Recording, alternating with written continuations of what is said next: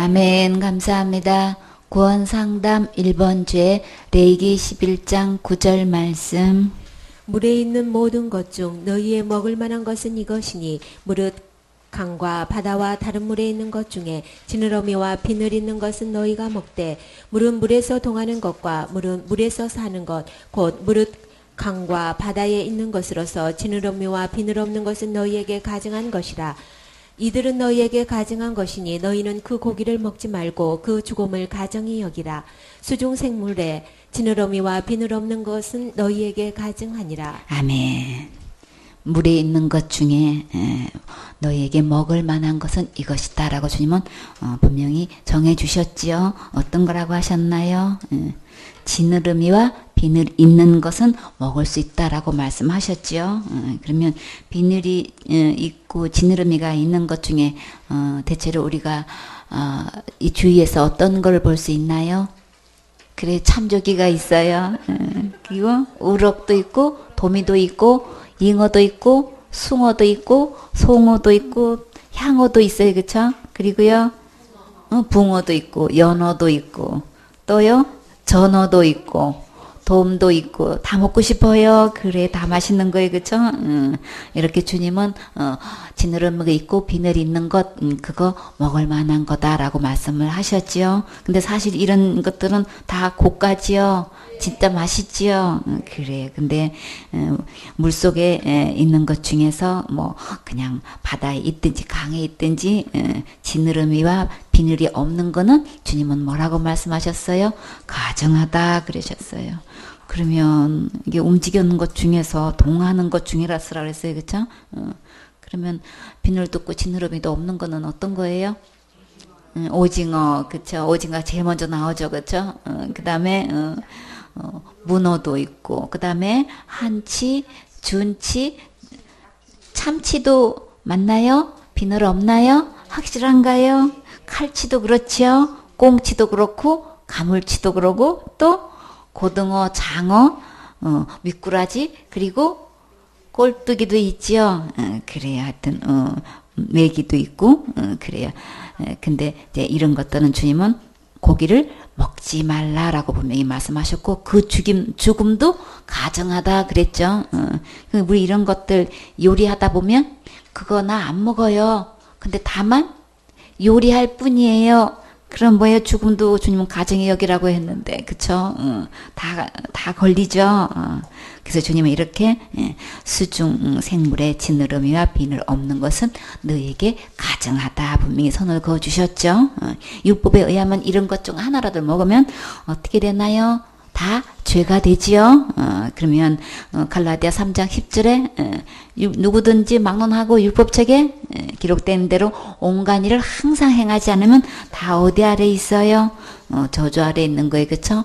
이런 것 하나 먹는 날에는 이런 거 하나 가까이 만지는 날에는 다 죄가 돼가지고 저주 아래에 있다고 하면은 이걸 죄라고 생각한 사람 우리 삶 속에서 이거 별로 신경 안 쓰지요. 그저 윤리도덕적으로만 기준 두지 이런 것 갖고는 죄라고 심각하게 생각하지 않는단 말이에요. 그러나 온갖 율법 중에서 똑같이 이거를 범하는 날에는 다 똑같이 저주 아래 있다는 거예요. 그러니까 윤리도덕이 기준 아닌 거예요. 일반 상식이 기준 아닌 거예요. 사람끼리 계산 방법으로 하면 안 되지요. 우리는 말씀으로 돌아와서 하나님 계산 방법을 볼 때에 어떤 것이 죄인지 어떤 것이 죄 아래 있는지 우리 분명히 선을 그을 수 있어야 되겠죠.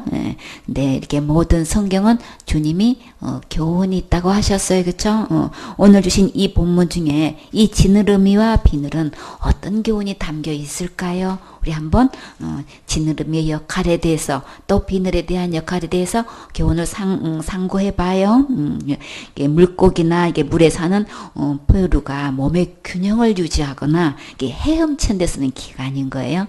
그러고 보면 이제 등에나 배나 꼬리에 이게 붙어 있지요. 우리가 균형을 잡고 있는 이 중심은 우리 무엇이라 해야 될까요? 우리 삶 속에 어떤 것이 나의 기준이 돼야 되는 거예요? 나의 중심이 돼야 될까요? 기록된 하나님 말씀인 거죠. 우리의 삶 속에서 살다 보면 이런저런 어려운 환경과 형편을 만나게 돼요. 그러면 그냥 자신도 모르게 그게 너무 커서 균형과 중심을 잃고 그냥 어둠에 빠지게 되죠. 그래서 걱정하고 염려하고 또 막 원망하고 불평하고 그리고 더 심해지면 그냥 삶에 의욕을 잃고 낙심하게 되고 좌절하게 돼요. 그렇죠? 이럴 때 우리는 어떻게 해야 될까요? 이렇게 지느러미가 있고 비늘이 있을 때는 이런 것들이 이 지느러미는 나를 이렇게 균형을 잡아준다는데 우리가 이런 어려운 환경들을 만나면 어떻게 균형을 잡느냐 말이에요. 예, 우리가 이 중심을 잃었을 때에 우리가 그렇게 중심을 되찾을 수 있는 것 어떻게 하면 될까요? 히브리서 12장 2절에 누구 바라봐야 돼요? 믿음의 주요 온전케 하시는 예수님 바라봐야 되는 거죠. 나를 중심을 잃고 헤매고 있을 때 어둠에 빠져 있을 때에 나를 회복시켜 줄 수 있고 나를 완전케 하실 수 있는 분은 온전케 하실 수 있는 분은 오직 누구예요? 예수님 뿐인 거죠. 그 주님을 의지할 때에 그 주님을 바라볼 때에 그러면 주님께서 이 모든 환경을 바로잡아 주시죠. 내가 아무리 힘쓰고 애쓰고 노력해도 우리는 할 수가 없어요. 그래서 우리는 반드시 우리는 주님을 의지하고 살 수 있게끔 그렇게 창조해 놓으셨어요. 주님 없이는 우리는 아무것도 할 수 없지요. 이렇게 해서 예수님 바라보면 환경과 형편과 세상의 물결에 떠내리게 가지 않고 그것을 뛰어넘고 앞으로 전진할 수 있도록 온전케 균형 잡아주셔요. 중심 잡아주시지요. 그래서 오직 주님 바라보면 우리에게 살 수 있는 새 힘도 주시지요. 그래서 이사야 40장 26절에 너희는 눈을 높이 들어서 누구를 바라보래요? 이 모든 것을 창조하였나 보라 그랬어요. 누가 창조하셨어요? 주께서 하셨지요. 그래서 주께서는 그 수요대로 만상을 이끌어내셨다. 하늘을 바라보면 하늘에 뭐가 있어요? 별들이 있지요. 그 별들은 다 누가 만들으셨어요? 하나님이 창조하셨다고 하셨어요. 창조하셨다는 것은 무에서 유를 창조하신 거예요. 그래서 전혀 없는 것에서 만들어낼 수 있는 분은 오직 하나님이시라는 거예요. 그 우주 만상을 만들어 놓으시고 그 별들이 얼마나 되나요?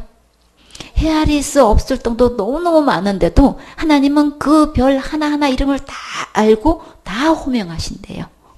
다 이름을 붙여놓고 계시는 거예요. 우리는 뭐 금성이니 목성이니 뭐 이렇게 여러 가지 몇 개의 별은 알고 있지만 수많은 그 별들을 다 이름 우리 몰라요. 그쵸? 천문가들은 이게 많은 별들의 이름을 알고 있고 연구하고 있고 또 이렇게 알고 있지만 그건 일반적으로 알려져 있는 이런 우리 별들에 대해서는 잘 모르잖아요. 그렇죠? 근데 그 수많은 별들이 다 이름이 있다는 거예요. 그리고 주님은 다 그것을 호명한다는 거예요. 다 부르고 계시고 그걸 다 주관하고 계시다는 거예요. 그러니까 어떤 주님을 바라보라는 거예요? 이 천체를 움직이시는 이 하나님, 그 별들을 만들어 놓으시고 다 이름을 붙여서 다 주관하시고 이끄시는 이 하나님을 바라보라는 거예요. 자기의 문제 속에서 자기의 형편 속에서 빠져들지 말고 그 어둠 속에서 빠져서 그 하나님을 우주 만물을 창조하시고 인도하시는 그 하나님을 원망하지 말고 그 주님을 의뢰하라고 주님은 이 말씀을 하시는 거예요. 그 수요대로 전부 다 만상을 이끌어내신다 그랬죠. 각각 그 이름을 부르시나니 우리 주님은 이렇게 별들의 이름을 부르시는 걸 생각 못했지요. 그의 권세가 크고 그의 권능이 강함으로 하나도 빠짐이 없느니라. 우리 주님은 하나도 빼놓지 않고 다 그 큰 권세와 능력으로 이 모든 것을 관리하시고 이끄신다는 걸 우리 볼 수가 있어요. 그러니까 눈을 높이 들어서 누구를 바라봐야 돼요? 하늘을 바라보세요. 누가 이것들을 창조하셨나요? 주님께서 모든 별들을 하나씩 이끌어내시며 각각 그 이름을 부르시는 것처럼 우리 주님은 매우 강하시고 능력이 많으셔서 그 이름들을 하나하나 빠뜨리지 않고 다 부르시는데 그럼 이 별들보다 더 귀한 존재는 누구신가요? 하나님의 형상과 하나님의 모양대로 만든 우리예요. 그렇기 때문에 그 주님을 우리 한시라도 잊어서는 안 되겠죠. 27절에 보면 야곱아 내가 어찌하여 말하며 뭐라고 말했는지 봐요. 이스라엘아 내가 어찌하여 이르기를 아유 하나님은 뭐 내 사정을 아시려고 내가 어떤 형편에 까닭에 어떤 어려운 처지에 처해 있고 내가 지금 마음이 얼마나 아프고 지금 얼마나 슬픈지 주님은 아시기나 해. 그러니까 이런 얘기 암만 주님한테 해봐야 그거는 주님 응답하시지도 않아. 그런 거 하나도 처리 안 해주셔. 지금 이렇게 얘기하고 있다는 거예요. 그런 마음을 누가 넣어줬을까요? 주님이 들으시기에 이렇게 말하니까 네가 어찌하여 그런 말을 하냐, 지금 주님은 지금 탄식하고 말씀하시는 거예요. 그래서요, 내가 어찌하여 이르기를 내 사정은 여호와께 숨겨졌으며 원통한 것은 내 하나님에게 수리하심을 받지 못한다 하느냐. 하나님께 기도 하나 많아야 하나님 그거 하나도 몰라. 그 기도도 하나도 응답 못하시고 그냥 관심도 없으셔. 지금 어떻게 그런 얘기를 할 수 있냐, 지금 그러시는 거예요. 너는 알지 못하느냐? 듣지 못하였느냐? 어떤 거요? 주님께서 하신 일, 영원하신 하나님 여호와, 땅끝까지 창조하신 자는, 이 우주 만물 주님이 창조하셨다는 거듭거듭 말씀하시는 거예요. 그 땅끝까지 창조하신다는 어떤 하나님으로 스스로 지금 말씀하시는 거예요. 너희들이 하나님을 인정치도 않고 그 하나님을 바라보지도 않고 내 심정은 하나도 모르시는 하나님이고 그 기껏 얘기해봐야 응답도 못하시는 그 하나님 얘기는 하나만 하야. 어떻게 나를 그렇게 얘기할 수 있어? 나는 우주 만물을 창조하신 분이고 나는 피곤치도 않는 분이야. 그냥 너들은 그냥 몸과 마음이 지쳐가지고 고달플지 모르지만 나는 절대 피곤하지 않아. 그리고 곤비치 아니하시며 아무것도 할 기력이 없어가지고 지쳐가지고 고단한 게 아니고 절대 너희처럼 그렇지 않다는 말씀을 하시는 거예요. 명철이 한이 없으시니라. 나 그거 잘 모르겠는데 글쎄 그거 어떻게 하는 거지? 그런 하나님이 아니시라는 거예요. 그냥 무한대 그냥 명철하시고 지혜로우신 하나님이시라는 것을 주님 스스로가 그냥 답답해가지고 난 이런 하나님이야 라고 지금 주님이 친히 말씀하시는 거예요. 사실 이 말씀은 누가 해야 되는 거예요?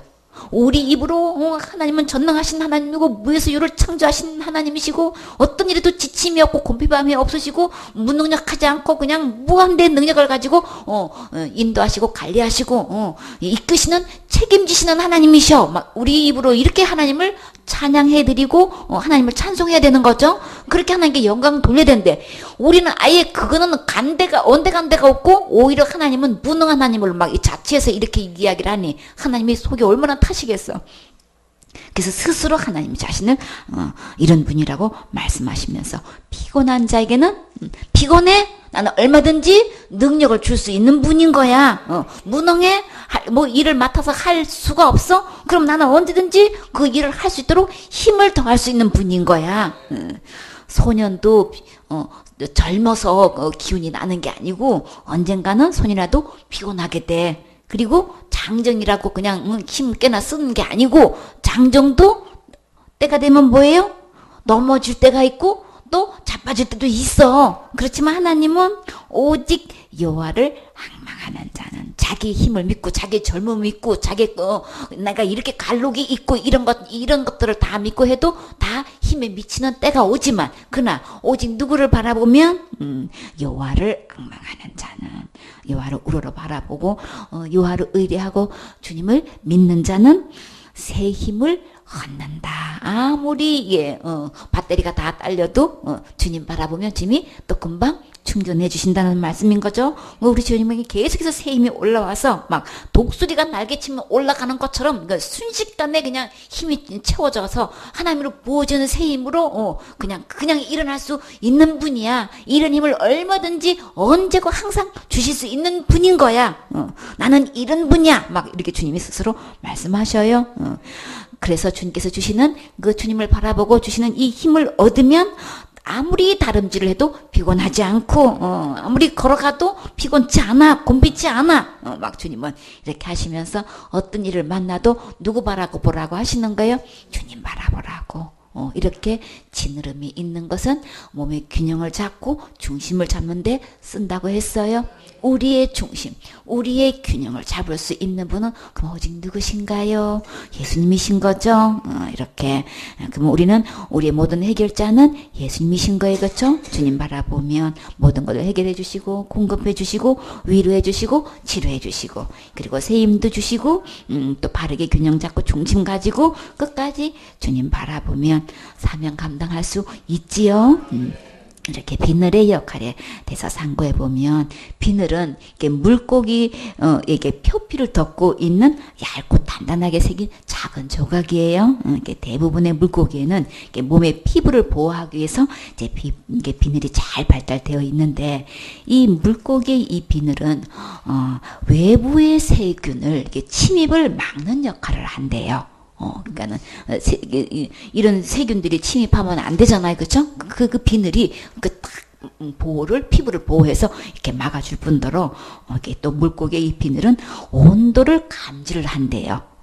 그리고 그러니까 이 온도에 대해서 몸이 또 찾으면 안 되잖아요. 이 온도를 다 이렇게 측정할 수 있는 그런 기능이 있을 뿐더러 또 작은 소리도 들을 수 있는 이게 청각 기능도 있대요. 그리고 이게 물고기의 이 비늘은 물 속의 물이 바깥으로 이렇게 새어 나가지 않는 역할도 하고 또 밖에 있는 물이 몸속으로 들어오지도 못하게 하는 이런 또 보호막도 이제 그러니까 갑옷의 역할을 하고 있는 거예요. 그래서 이렇게 물고기 종류에 따라서 이제 모양과 이제 색깔이 이제 다양한 모습을 볼 수가 있는데 또 이 물고기에는 오감이 있대요. 어떤 게 있는가 보면 이게 눈을 통해 가지고 빛의 자극을 받아들일 수 있는 시각 감각이 있대요. 참 신기하죠? 물고기가 여러분 소리를 들을 수 있는 거 알 수 있어요? 소리를 들을 수 있는 청각 감각도 있고 또 이렇게 물건이 이렇게 피부에 닿으면 느껴지는 이게 촉각의 감각도 있고 또 이렇게 냄새를 맡는 후각의 감각도 있대요. 물고기가 여러분 냄새 맡는다는 거 여러분 생각해 보셨어요? 그쵸? 참 신기하죠? 어떻게 물고기가 냄새도 맡아? 그런 후각, 감각도 있고, 또요, 맛을 내는, 이게 맛을 느낄 수 있는 미각의 감각도 갖고 있대요. 참 신기하죠? 이 비늘을 통해서, 이런 것들이, 이런 오감이, 있을 뿐더러, 또 이제, 이렇게, 이런, 많은 이제 비늘이 역할을 하는데, 여러분 혹시 이렇게 상어가 비늘이 있는지 없는지 한번 생각해 보셨어요? 상어가 비늘이 있어요? 응? 없다고 우리 주로 이렇게 화면에 이렇게 보면은 워낙 매끌매끌하게 보여가지고 비늘 없다고 우리 들지요? 근데요, 보면은 작은 비늘이 있대요. 보면은 동그랗게 굉장히 조그매요. 근데 앞핀처럼 생겼어요. 근데 그 끝이 앞에는 요렇게 돼 있잖아요. 근데 끝이 요렇게 굽어져 있어요. 너무 신기하죠? 그게 엄청 단단한데 요렇게 굽어 있는 그 방향이 어디로 일제히 돼 있냐면은 꼬리 쪽으로 다 돼 있어요. 그러니까 물의 저항을 이렇게 막기 위해 가지고 다 한쪽 이렇게 막 들쑥 나고 싶은 대로 방향이 돼 있는 게 아니고 한쪽 방향으로 딱 같이 돼 있고 상어의 몸 부위에 따라서 이 모양이 또 다 틀리대요. 너무 신기하죠? 이렇게 해가지고, 이렇게, 그래서, 이 상어는, 이게 그 비늘을 어떤 비늘이라고 하면 방패 비늘이라고 해요. 그래갖고 순린이라고도 이제 부르는데 이 방패의 기능의 크기와 모양은 종에 따라서 다 다르고 이렇게 종을 구별할 수 있는데 이용되기도 한대요. 그 비늘을 보고 어떤 종류야 이제 이것도 다 이제 그걸로 이제 구분을 하고 있고요. 이게 한 마리의 상어를 놓고 봐도 이제 몸의 부위에 따라서 모양이 다 다르게 나타나는데 이게 이렇게 이제 구부러져 있는 이런 이제 꼬리 쪽으로 다 일제히 향해 있고 이 상어는 막 피부가 얼마나 단단한지 다른 물고기에 비해서 이제 외부의 상처에 대한 이 저항력이 굉장히 강하대요. 이제 그러니까 이런 피부가 이제 온 몸을 이렇게 보호하고 있을 때 또 기생충으로부터도 침입을 막아주는 역할을 한대요. 이 상어의 피부가 얼마나 거칠은지 콘크리트보다도 더 이게 거칠대요. 그래서 옛날에는 이거를 사포로 썼대요. 빼빠 있지요. 빼빠 굉장히 거칠잖아요. 그거보다도 더 콘크리트보다 더 이게 단단해가지고 빼빠로도 쓸 만큼 그렇게 이 상어의 지느러미 비늘이 그렇게 단단했대요. 그래서 이렇게 이제 많은 이제 역할을 하게 만드신 게 참 주님 작품 정말 놀랍지요. 이게 성경에서 이 비늘과 같은 여러 가지 역할을 하는 것이 무엇이 있을까요? 이 물고기는 이 비늘로 옷을 입혀주셨어요. 그죠? 지느러미를 통해 가지고 이렇게 앞으로 나아갈 수 있고 중심과 균형을 잡을 수 있게 했는데, 그럼 성경에서 비늘 역할을 하고 있는 것 뭘까? 어떤 생각이 떠오르시나요? 우리 전신갑주 생각나시죠? 에베소 6장 11절에 보면 마귀의 괴계를 능히 대적하기 위해서는 우리 뭘 입으라고 하셨어요? 전신갑주를 입으라라고 하셨는데, 어떤 전신갑주라고 하셨나요? 하나님의 전신갑주를 입으라 그러셨죠? 물고기가 이렇게 비늘을 입고 있듯이 우리도 이 갑주를 입고 있어야 되는 거예요. 그러면 여기서 갑주는 뭘 얘기하냐면 갑옷과 투구를 얘기하는 거예요. 그럼 갑옷은 무엇으로 만들었나요? 가죽으로 갑옷을 만들지요. 그래서 싸움할 때에 저게 창금이나 이렇게 화살을 막기 위해서 입는 옷인데, 동양에서는 쇠나 가죽으로 이렇게 비늘 모양으로 이렇게 붙여가지고 이제 갑옷을 이제 만들었어요. 그러면 성경에서 말씀하시는 이 가죽옷은 어디 가야 입을 수 있을까요? 주님이 가죽옷을 입혀주셨지요. 누구에게요? 아담과 하와에게 짐승을 잡아서 이렇게 가죽옷을 지어 입혀주셨어요. 그쵸? 그래서 하나님은 그러면 우리 이 전신갑주는 누가 입혀주시는 거예요?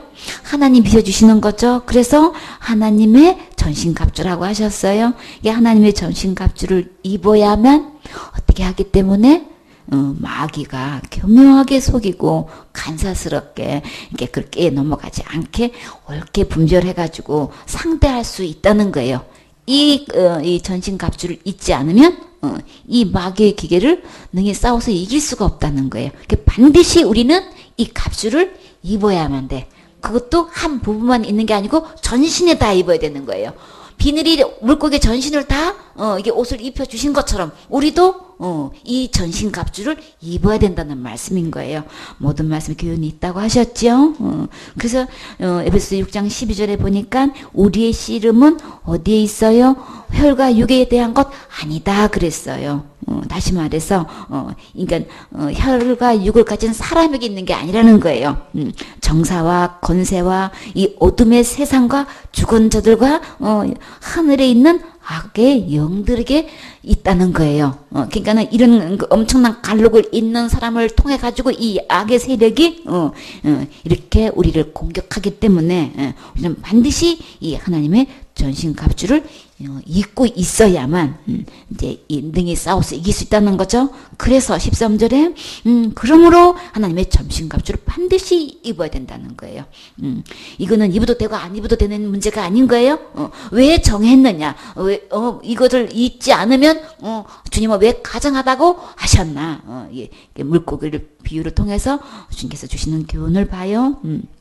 그래서 이게 이 악한 날에 너희가 능히 대적하고 모든 일을 행한 후에 이렇게 전쟁이 일어났을 때, 이 악한 날에 막 사단하고 이렇게 막 전쟁이 붙여졌을 때 능히 싸우고도 우리는 설 수 있어야 되는 거죠. 대전쟁을 치고 난 다음에 그 다음에는 나 이제 안 할 거야. 나 복음 안전할 거야. 나 하나님 말씀 안전할 거야.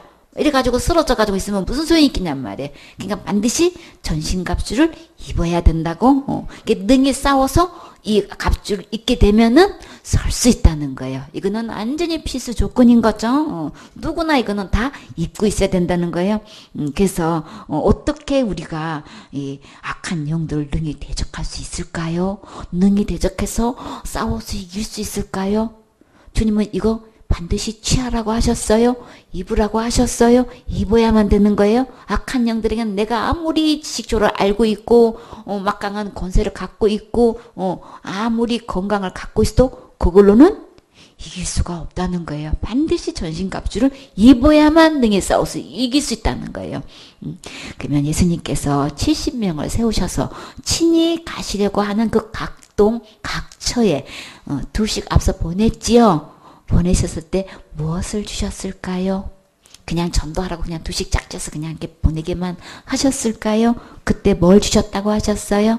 누가복음 10장 19절에 보면 내가 너에게 뱀과 정갈을 밟으며 온수의 모든 능력을 제어할 권세를 주셨다고 하셨지요. 그래서 너희를 해할 자가 결단코 없으리라 그러셨어요. 이게 두식 짝지어서 보낼 때는 그냥 보내신 게 아닌 거예요. 여기서 뱀과 정갈은 뭐예요?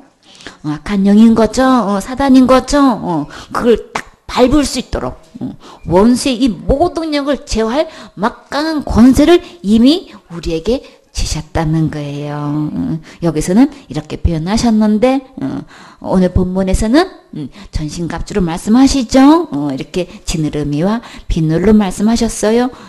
그런데요, 이렇게 막강한 권세를 왜 주셨다고 하셨나요? 너희를 결코 해할 자가 없는데 근데 기껏 이 사역자들이 가가지고 복음을 전하라고 했더니만은 지금 뭐 하고 돌아왔어요? 귀신들이 자기한테 항복하는 걸로 너무 좋아가지고 그거 보고 하러 돌아왔어. 진짜 주님이 보내신 이유는 뭐 때문에 그러신 거예요? 저들의 이름이 하늘에 기록되게 하라고 보냈더니만은 그거는 안 하고 그냥 귀신들이 항복하는 걸로 그게 좋아가지고 그게 보고거리야. 하나님 그 관심 없어요. 이미 주었기 때문에 사단이 다 항복하게 돼 있다. 그러나 그걸로 기뻐하는 걸로 끝나지 말고 사역의 최종 목표는 저들의 이름이 하늘에 기록되게 하려고 내가 이런 권세를 주신 거야. 전신갑주를 왜 입으라고요? 이 사단의 괴계에서 능히 싸워서 이겨가지고 진짜 이기는 건 뭐예요? 저렇게 사단의 노예가 되어 있고 장악되어 있는 저들의 영혼을 거기서 건져내가지고 하늘의 이름이 기록되게 할 때에 진짜 승리가 있는 거죠. 우리 최종 목적 여기 있어야 되고 병이 나면 귀신이 쫓아내고 그냥 문제가 해결되고 그냥 뭐 물질이 채워주고 뭐 축복받았다 하면은 무슨 그게 다인 줄 알아. 모든 목회가 그냥 그걸로 다 끝나. 그러나 하나님 앞에 그거 아무리 내세워도 주님 인정하지 않으셔요. 수고한 만큼 주님이 상 주시지만 그러나 진짜 영원한 상은 어떤 거예요?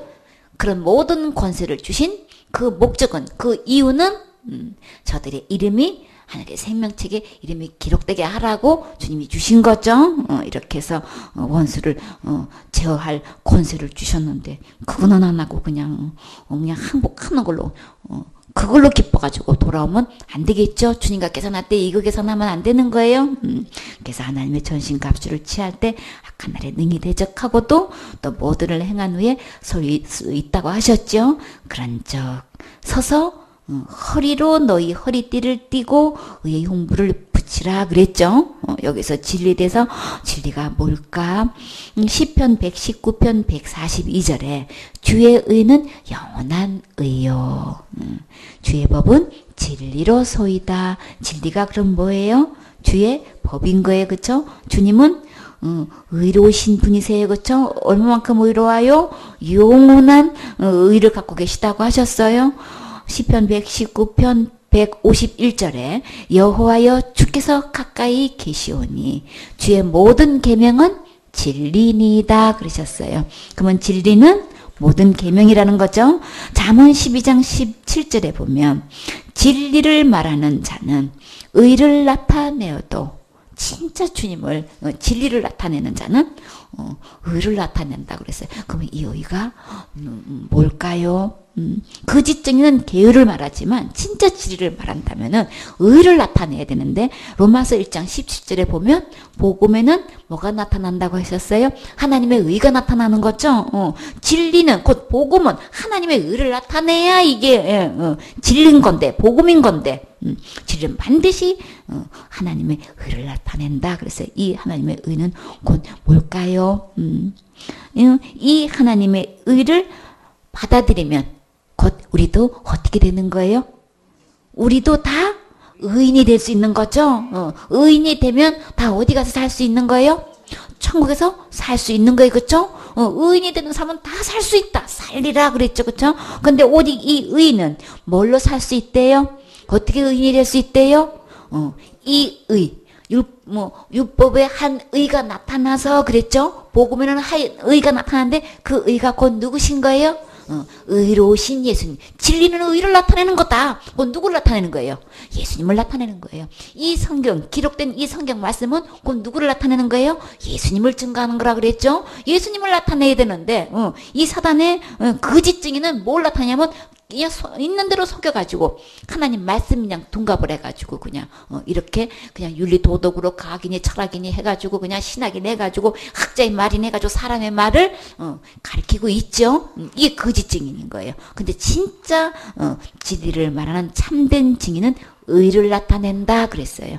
오직 예수님을 나타내야 되는 거죠. 오직 이 진리는 그래서 진리로 너희 허리띠를 띠라고 했는데 요한복음 14장 6절에 보니까 진리가 누구라고 확실히 밝혀졌지요. 누가 말씀하셨어요? 예수님께서 직접 말씀하시기를 내가 곧 길이다. 내가 곧 진리다. 내가 곧 생명이다 라고 말씀하셨죠. 이렇게 예수님을 통하지 않고는 절대 아버지께로 갈 수가 없다. 천국에 갈 수 없다. 내가 곧 진리인 거야. 이렇게 말씀하시더 진리로 허리띠를 띠라 그랬죠. 곧 누구신 거예요? 다 예수님이신 거예요. 우리가 전신갑주를 입되 이 마귀의 기계에 속아 넘어가지 않고 싸워서 승리할 수 있는 것은 오직 누구뿐인 거예요?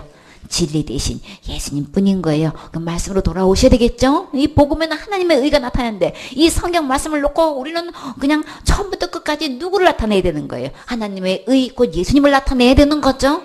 근데 전부 다 설교라고 하면 전부 다 뭔 얘기를 해요? 내가 뭐를 했고 내가 뭘 해야 되고 그냥 여러분 이렇게 하십시오 하고 그냥 다 숙제만 잔뜩 내죠. 할 수도 없는 것.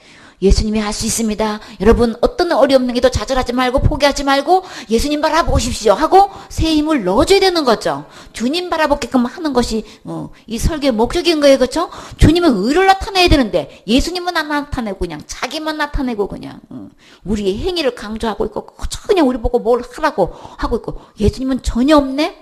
그 거짓 증인은 게으를 나타낸다고 했어요. 설교에도 대반 딱 구분할 수 있지요. 지금 분명히 예수님의 진리로 허리띠를 띠라고 했어요. 그러면 이 허리띠에 대해서 한번 살펴볼까요? 이사야 11장 5절에 보면 공의로 그 허리띠를 삼으며 그러셨어요. 그러면 이 공의로우신 분, 공평하고 의로우신 이 도를 전하시는 분은 오직 누구실까요? 성실로 몸의 띠를 삼으리라. 그건 누구신 거예요? 그냥 정말 우리 주님은 성실하신 분이시죠. 정성스럽고 참된 분. 이런 공평하시고 막 의로우신 이 분은 이 세상에 예수님 뿐인 거예요. 그렇죠? 예수님은 정의로 허리를 동여매시고 성실로 그 몸의 띠를 삼으신 분이시라는 거예요. 주님이 성실하시니까 우리가 오늘 살 수 있게 됐지. 나 오늘 기분이 그렇지 않거든? 오늘 나 좀 피곤해. 오늘은 좀 내가 좀 짜증스러워서 나 그런 거 나 잘 몰라. 기억도 안 나. 막 이러시면 우리 어떻게 되겠냐고요. 그쵸? 근데 우리 주님은 한결같으셔가지고 정말 정성을 다해서 우리를 그냥 끝까지 책임지시고 보호하시고 다 이끄시고 다 공급하시는 성실하신 이 하나님을 우리는 진짜 우리 찬양해야 되는 거예요. 오늘도 성실하셔서 이렇게 공급해 주셔서 주님 감사합니다. 이 주님을 자랑해야 된단 말이에요. 그러면 우리 주님을 칭찬해 드리면 오늘 주님 이렇게 성실하게 나 이렇게 오늘도 이것도 재워주시고 저것도 나 다 잊어버렸는데도 주님은 기억하시고 이렇게 공급해 주셨네요. 응답해 주셨네요. 주님 진짜 감사해요. 이렇게 하면 우리 주님은 그러냐? 그러고 어떻게 해요? 더 나를 막 꼼꼼하게 챙겨주실 거 아니에요. 그죠? 신나가지고 주님은 더 그냥 기쁨으로 해주실 거 아니에요. 그러니까 하나님을 작은 일에 그저 크게 감사하세요. 그리고 그저 그냥 말끝마다 다 주님 찬송하는 게 주님 자랑하는 거예요. 매사에 주님 멋져요. 그냥 주님 최고예요. 막 이렇게 하세요. 그렇게 하면 주님이 얼마나 기뻐하시겠냐고요.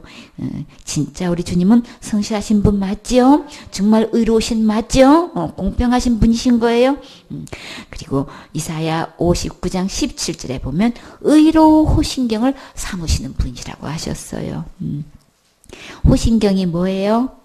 이 마음을, 이 가슴을 이렇게 보호하는 거죠. 이 갑옷에 이 가슴 쪽에 붙이는 이제 호신용 구리 조각을 이야기하는 거예요. 그래서 의로 호신경을 삼으시는 분이시래요. 완전히. 그러면 여기서 그 머리에는 뭐를 썼어요? 투구를 삼으시고 그러셨어요. 그리고 보수로 옷을 삼으시며 열심을 입어 그돌 삼으셨다 그러셨어요. 우리 주님은 이 투구는 전땡 때 군인이 쓰던 모자지요. 우리 주님은 보수로 옷을 삼으신대요. 보수가 뭐예요? 원수를 갚는 일은 주님이 다 그냥 다 보호수의 옷을 입으시고 원수 갚는 것은 다 주님이 다 갚음해 주신대요. 그러니까 내가 하려고 하지 마세요. 그러니까 주님이 다 알아서 나에게 원수짓 하고 있는 사람들 있지요. 그거 내가 갚으려고 그거 마음 뺏기고 시간 뺏기고 물질 뺏기고 기운 빼지 마세요. 주님이 다 그때가 다 할게. 원수 주님이 갚아주신다고 하니까 얼마나 좋아요, 그쵸? 그러니까 주님이 나에게 맡기신 사명만 맡아서 그냥 충성하세요.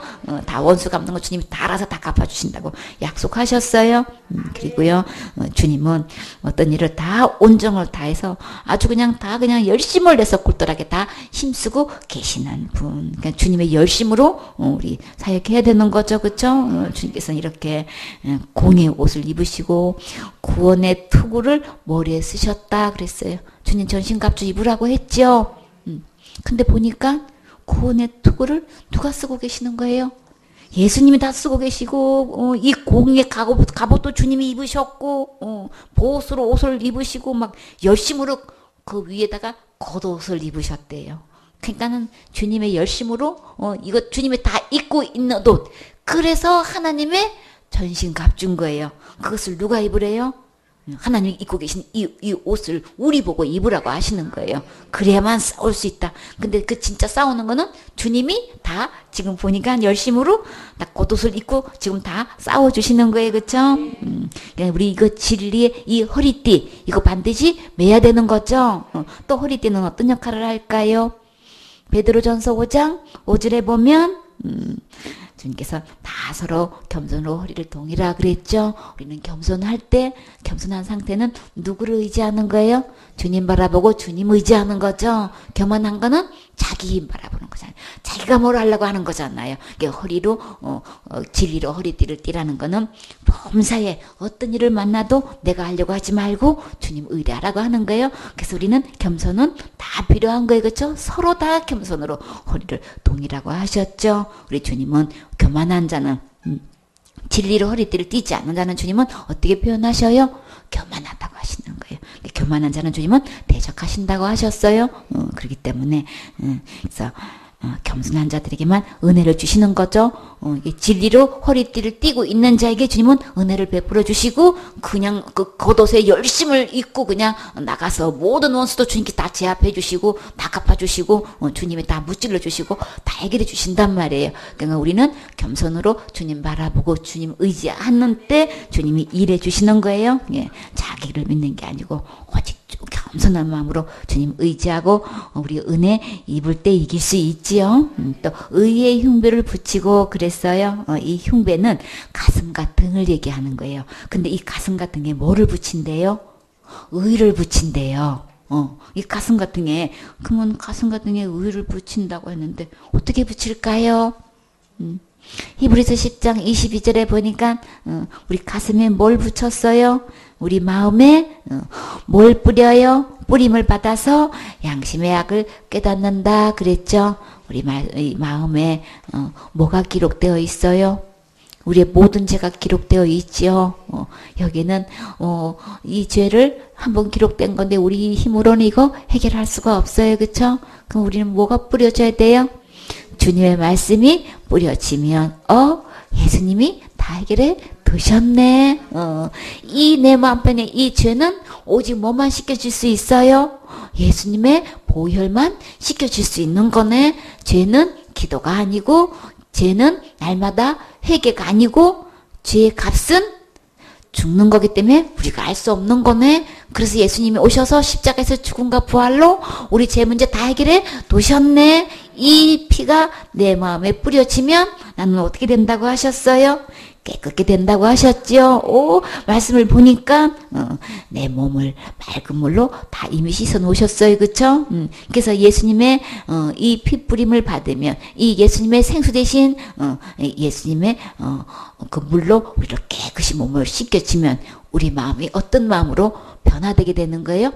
참 마음으로 변화되게 되죠. 그래서 온전하게 된단 말이에요. 이 온전한 상태, 참 마음은 깨끗한 상태는 어떤 상태인 거예요? 제가 하나도 없는 상태인 거죠. 그거를 거룩하다, 의롭다, 온전하다 그렇게 말씀하시는 거예요. 깨끗하다 지금 이렇게 말씀하시고 물로 씻었다 이렇게 말씀하시죠.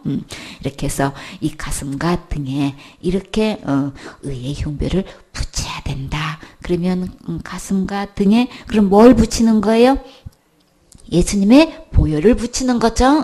다시 말해서 곧 예수님을 내 모든 죄를 깨끗하게 용서해 주신 이 예수님이 내 가슴과 등에 계셔야 되는 거죠. 앞뒤로 다 오직 곧 누구신 거예요? 예수님으로 옷 입는 거예요. 그렇죠? 그래서 오늘은 가보시라고 이렇게 말씀하시는데 다 예수님이신 거죠. 이 온전한 믿음은 온전한 믿음일 때만 하나님께 나갈 수 있다고 하셨어요. 이 온전한 믿음은 어떤 거예요? 예수님만 믿는 거지요. 내 어떤 행위도 들어가지 않는 거예요. 이 복음은 들어가지고 다 알아. 그래서 다 또 전해. 근데 믿음을 체킹해 보니까 또 하나의 자기의 행위를 걸치고 있어. 내가 이렇게 전도하고 있잖아. 내가 이렇게 양육하고 있잖아. 내가 이렇게 복음 전하고 있잖아. 이게 또 하나의 열매가 돼가지고 또 그걸 갖다가 플러스 시키는 날에는 그거 온전한 거 아닌 거예요.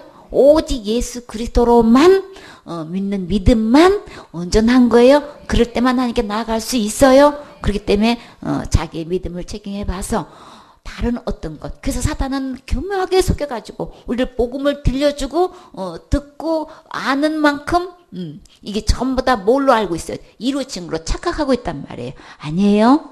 그걸 다 받아들이고 그걸 다 믿는 거는 사실로 돼. 근데요. 그 다 믿으면서도 또 플러스를 되어 있는 거는 온전한 믿음 아닌 거예요. 그렇기 때문에 그거는 배워버려야 되는 거예요. 우리의 그 다른 어떤 행위도 그건 절대 열매가 될 수가 없어요. 그게 복음을 전하고 그 복음이 다 성경대로 맞게끔 전한다 할지라도 그걸로 가지고 행위 플러스 되는 날에는 그걸로 열매를 삼는 날에는 온전한 믿음 아닌 거예요. 하나님께 나아갈 수가 없어요. 그러면 여기에서는 반드시 구분해 주어서 그 믿음 갖고는 천국 갈 수 없습니다. 이거 배워버려야 되는 거죠. 단호하게 배워버리고 또 분명하게 이야기해줘서 그 믿음을 온전한 믿음이 아니기 때문에 예수 그리스도로만 믿는 믿음이라야만 하나님께 나아갈 수 있습니다. 자, 이 온전한 믿음이 되기에는 반드시 내 마음의 이 의가 이 가슴과 등에 이 의가 붙여지려면 아주 중요한 것 어떻게 할 때 진짜 내 마음에 이것이 이루어질 수 있을까요? 주님은 겸손하라고 먼저 말씀하셨어요. 절대 교만하면은 은혜를 입을 수가 없어. 그래서 그 받는 그 양육자가 정말 겸손한 상태인지 나는 이 믿음 갖고는 지옥 갈 수밖에 없습니다. 난 여기서 구해주지 않으면 난 내 힘으로 절대로 지옥에 나갈 수 없습니다. 그러니까 절대적으로 나에게는 구세주가 필요합니다. 이렇게 절박한 심정으로 완전히 낮아져 있는 이 상태가 돼야 된단 말이에요. 진짜 지옥으로 뚝 떨어져 있는 심정이 그만큼 낮아져야 된단 말이에요. 그래야만 은혜를 입을 수 있어요. 사람들 나름대로 이 의욕이 있어가지고 이게 겸손하지 않으면 다 어디로 가는 거예요? 마음의 의의가 붙여져야 되는데 전부 다 머리로 가는 거예요. 이거 구분돼 있어야 되는 거예요? 저 사람이 겸손하지 않아가지고 전부 다 머리로 가가지고 다 알고 다 전하고 있어. 양육도 잘해. 얼마나 잘 전하는지 몰라. 그럼 우리는 다 된 것처럼 우리는 속을 수 있어요. 그쵸? 주님은 안 속아요. 진짜 이 의례가 마음에 뿌려지려면 겸손해야만 된단 말이에요. 그러니까는 전 진짜 겸손한 마음 자세로 말씀을 받아들이는지 머리로만 받아들이는지 막 지식적인 의만 강해가지고 욕구만 강해가지고 머리로 받아들이고 알려고만 하는 것인지 그러니까는 또 구변이 있는 사람들은 그만큼 안 만큼 잘 전달하지요. 아주 조리게 잘한단 말이에요. 그러면 다 된 줄 착각한단 말이에요. 그거 아니에요. 나는 어느 시점에서 진짜 겸손해가지고 이 마음에 이 의가 붙여져 있는지 내 마음의 의가 이루어졌는지 정말 겸손했는지 우리 이거 자신을 아주 진짜 이거는 세밀하게 살펴봐야 되는 거죠. 이거는 워낙 이 마귀는 괴계를 부리기 때문에 여기 속아 넘어가서는 안 돼요. 그래서 그 영혼을 정말 얻기에는 이런 상태로서는 절대로 그 이름이 하늘에 기록될 수가 없어요. 절대 죄는 하나를 갈 수가 없어요. 죄가 하나도 없는 의의 상태, 거룩한 상태라야만, 깨끗한 상태라야만, 온전한 상태라야만 하늘 이름이 기록되잖아요. 하나님의 자녀로 태어나려면은 죄가 없어야 태어나는 것이죠. 그쵸? 하나님의 자녀는 절대 죄 없어요. 그렇기 때문에 이름에 기록되는 거 아니라는 거예요. 아는 걸로 속지 마시고 겸손한 상태로 정말 예수님이 이뤄놓으신 것 내 마음에 이 의가 붙여지려면 겸손해야 되는 거예요. 그래서 에베소서 4장 13절에 온전하려면 어떻게 된다 그랬어요? 우리가 다 하나님의 아들을 믿는 것과 뭐가 아는 일에 하나가 될 때 온전하다고 하셨지요. 이게 우리 온전한 믿음이 돼야만 이렇게 나아갈 수 있어요. 또 15절에 평안의 복음에 예배한 것으로 신을 신고 그랬어요. 신을 신고 있다는 것은 조금도 지체하지 않고 언제든지 바로 달려가서 복음을 전할 수 있는 준비가 되어 있다는 거죠. 자, 다 같이 준비됐나요? 준비됐어요. 우리는 이 준비가 되어 있으려면 뭘 신고 있어야 돼요? 평안의 복음의 신발을 항상 준비되어 있어야 되는 거예요. 나 신을 신고 나면 시간을 지체하죠. 지금 난 현재 신을 신고 있습니다 하면은 어떤 용어를 붙여줘도 그냥 달려가서 복음을 전할 수 있는 준비가 항상 되어 있어야 된다는 거예요. 그러니까 우린 전신갑주를 입고 있을 때 이런 이 신발 언제든지 이 평안의 복음의 이 신발을 신고 있어야 되는 거예요. 이게 항상 예배돼 있어야 되는 거예요. 진짜 하나님과 화평케 하는 이 일에 이 신발 신고 있어야 달려가서 복음을 전할 수 있는 거죠. 근데요, 이 세상에서 가장 아름다운 발은 어떤 발이라고 하셨나요? 여러분의 발은 아름다우신다고 자부하시나요? 이사야 52장 7절에 보니까 어떤 발이 가장 아름답다고 하셨어요? 좋은 소식을 가져오며 평화를 공포하며 복된 소식을 가져오며 구원을 공포하며 시온을 향하여 이르기를 내 하나님이 통치하신다 하는 자의 이 산을 넘는 발이 어찌 그리 아름다운 거. 참 주님이 보실 때에 이제 이 산을 이제 넘었으니까 그 다음에 어떻게 해요? 달려 내려오지요. 참 이게 막 이 좋은 소식을 가지고 참 이 구원의 복음의 소식을 가지고 이렇게 공부하는 자는 주님이 그렇게 그 발이 아름다울 수가 없대요. 진짜 이 세상에서 가장 아름다운 발은 곧 복음 전하는 발이지요. 여러분도 가장 아름다운 발 되셨나요? 주님이 가장 예쁘게 여기는 발, 그쵸? 자부심을 가지세요. 16절에 저 모든 것 위에 또 뭘 가지래요? 믿음의 방패를 가지고. 이게 방패라는 거는 전쟁 때 칼과 창과 화살을 막는 데 쓰는 무기지요. 이 방패 중에는 원방패가 있고 장방패가 있어요. 원으로 된 요 방패는 이게 얼굴과 요 가슴 부분에만 이제 막 이게 칼싸움 할 때 보면 주로 요 원방패를 이렇게 쓰게 되죠. 장방패는 머리부터 발끝까지 다 막을 수 있는 그런 아주 큰 이제 방패를 이야기하는 거예요. 이제 이렇게 바뀌는데 이런 것들을 무기들을 칼과 창과 화가를 이렇게 막는 데 쓰는 그런 무기인데 근데 여기서 이런 믿음의 방패를 반드시 가져야만 된대요. 어떤 일이 일어나길래 이렇게 믿음의 방패를 가져야 될까요? 이걸 가져야만 능히 악한 자의 모든 화전을 소멸할 수 있다는 거예요. 악한 자가 뭘 지금 우리한테 쏘아 대는 거예요? 불 화살을 지금 화전은 불을 붙여 쏘던 화살을 이야기하는 거죠. 그냥 불 화살을 우리가 막 열받게 하는 거. 그런 일들을 막 이제 누구를 통해서 그렇게 해요? 가까운 사람을 통해 가지고 막 아주 그냥 진짜 막 열나게 하는 막 불이 나게 하는 이런 화살을 막 쏘아 된단 말이에요. 그 불을 아무렇지 않게 소멸할 수 있는 것, 끌 수 있는 게 그게 뭐라 그랬어요? 나하고 한번 해볼자? 누구 성질이 뭐 저기 한지 한번 대결해볼자? 그게 아니고 어떻게 하면 그 불이 소멸된다고 하셨어요? 믿음의 방패가 있어야만 된다는 거예요. 그래서 여기서 악한 자가 근데 누구를 통해서 막 이 불화살을 쏠까요? 원수가 누구라고 하셨어요? 이 악한 자가 그 원수가 그냥 멀리 있는 게 아니고 알고 보니까 뭐예요? 사람의 원수가 자기 집안 식구니라. 참 같이 사는 식구가 이렇게 그냥 참 불을 질러대면 참 이게 얼마나 괴로우냐고요. 그쵸? 근데요 이 말씀이 어디에 있나요? 미가서 7장 6절에 보니까 아들이 아비를 멸시하며 딸이 어미를 대적하며 며느리가 그 시어머니를 대적하리니 사람의 원수가 곧 자기 집안 사람이로다. 이 말씀이 마태복음 10장 36절에 있는데 이게 원래 미가서에 있는 말씀인 거예요. 이렇게 딸이 어미를 이렇게 업신여기고 하찮게 보고 깔보고 경멸하는 거. 이렇게 그냥 며느리가 시어머니를 대적하고 그냥 완전히 상대도 안 해주고 다 이거 지금 다 막 대들고 하는 이 모든 것들. 참 이거 이런 일이 일어나면 이 보통 문제가 아니죠, 그렇죠? 그래서 마태복음 10장 34절에 보면 내가 세상에 화평을 주러 온 줄로 생각지 말라. 화평이 아니고 금을 주러 왔노라 그랬어요.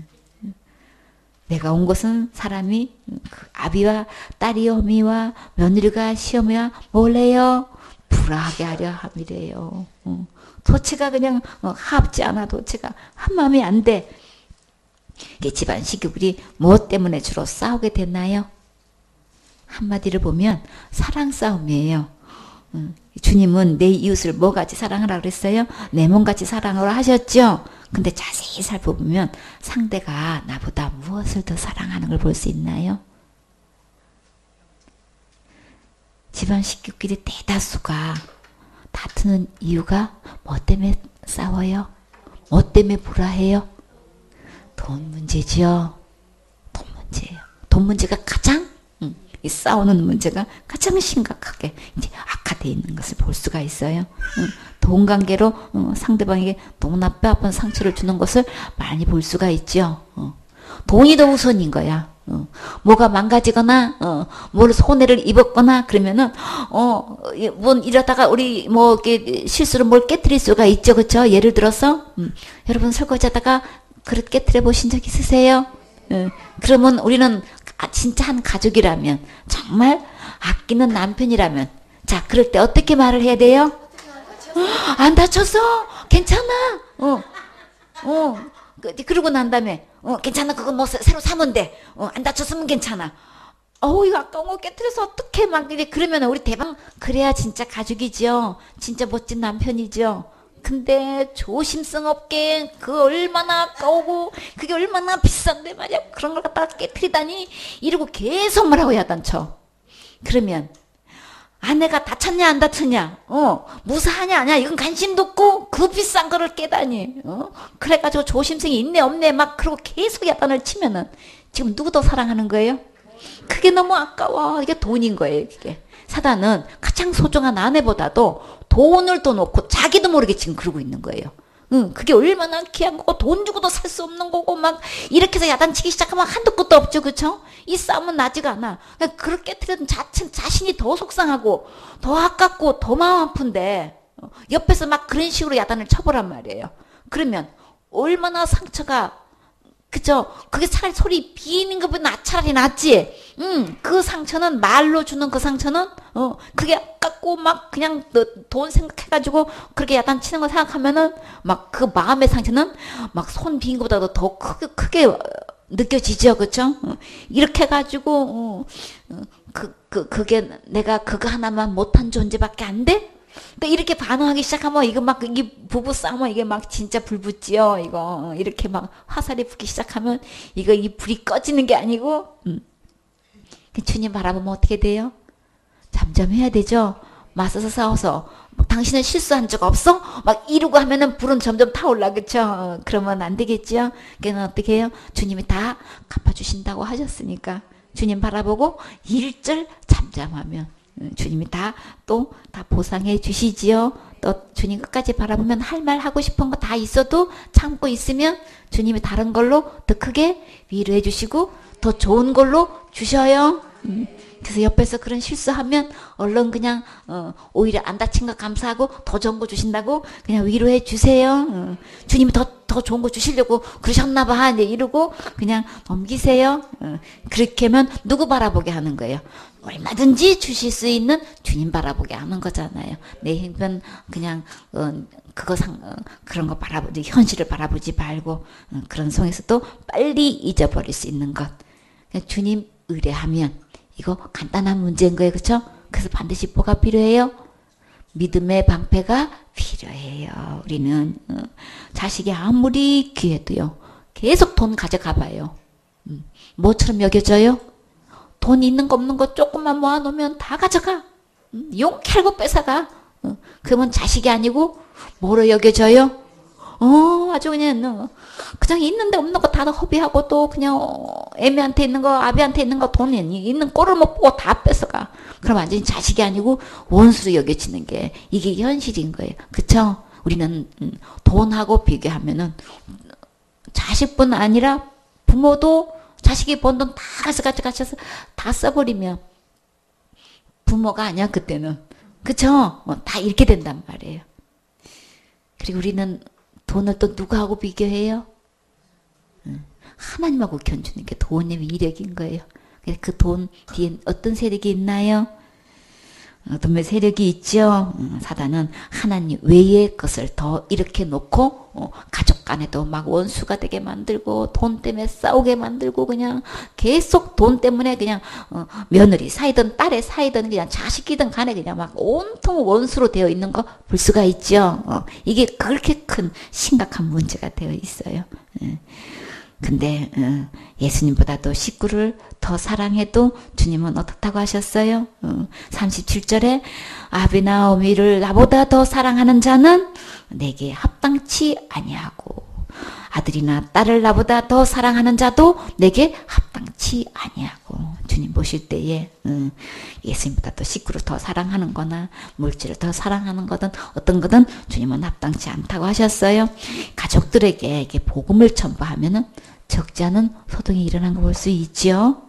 안 믿는 집안에서 이제 있다가 교회 다니기 시작해서 예수님 믿고 그리고 또 11조도 드리게 됐어. 그 가족이 알게 되면 어떻게 될까요? 난리가 나죠. 무슨 교회를 다니냐고. 우리는 저를 믿고 있고 막 부처를 믿고 있는데 무슨 그냥 그래가지고 그냥 부문들부터 시작해가지고 아주 그냥 이거 큰 소동이 벌어지지요.